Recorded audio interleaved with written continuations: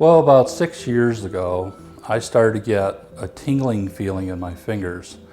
And over the 5 years, I started to get more of a progressive pain. I did consult a doctor at the time. They did do some tests. They did find out that I had the starts of a herniated disc. He prescribed a epidural to take. So I started to get these epidurals probably every 6 to 8 months. And they took care of the tinglingness of my finger and a little bit of pain.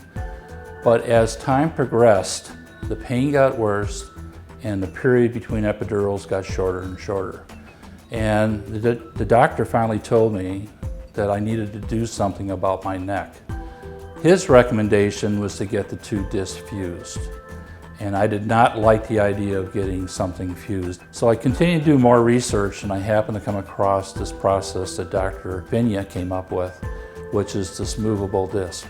Yeah, when I first met Larry, he was seeing me as another opinion. He had gotten several opinions already regarding his problems with his neck, and he was having some pain in his neck and extending down into his arms. Fortunately, over the last several years, we've had a new product come into market for our patients with spinal disease and herniated discs. So instead of scraping the disc out and fusing the bones together with that plate and screws, we now have available mechanical artificial discs. So you still scrape the disc out, but instead of fusing it, now we put this mechanical prosthesis in that allows the spine to maintain its motion. And when Dr. Venya showed me that I could have this thing looks like 2 stacked quarters, and it moves around so I can move my head every which way, I went, I like that. Part of evaluating the patient in the office is we have to determine what's the best procedure for that patient.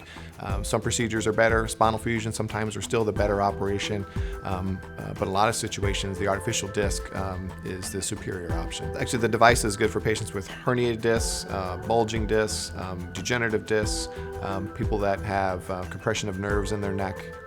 Any reason why you have to go in there and remove a disc? And I did do a lot of investigating of the Institute, the Michigan Head and Spine Institute, and Dr. Venya, and there were nothing but accolades for both.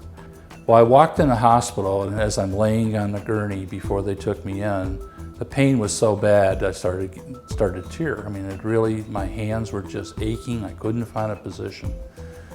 So I went in. When I came out, all I knew is I had a little incision in my neck, about 1 inch long, and the pain was gone. And at 8 o'clock that evening, I was home. This is Larry's post-operative x-ray that shows the device in place there between the 5th and 6th bone in his neck. The 2 metal discs, which are separated by a piece of plastic in there. And that's him leaning his head back. And this is him leaning his head forward, so that the spine is able to bend forward at all the levels, including the one where he had surgery.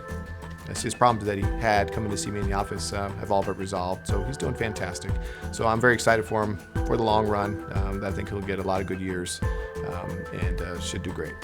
I'm a big advocate of Michigan Head and Spine Institute. I've told people, I continue to tell people that anybody I've heard that has a problem similar to mine, matter of fact, I have a stack of cards from Dr. Venya.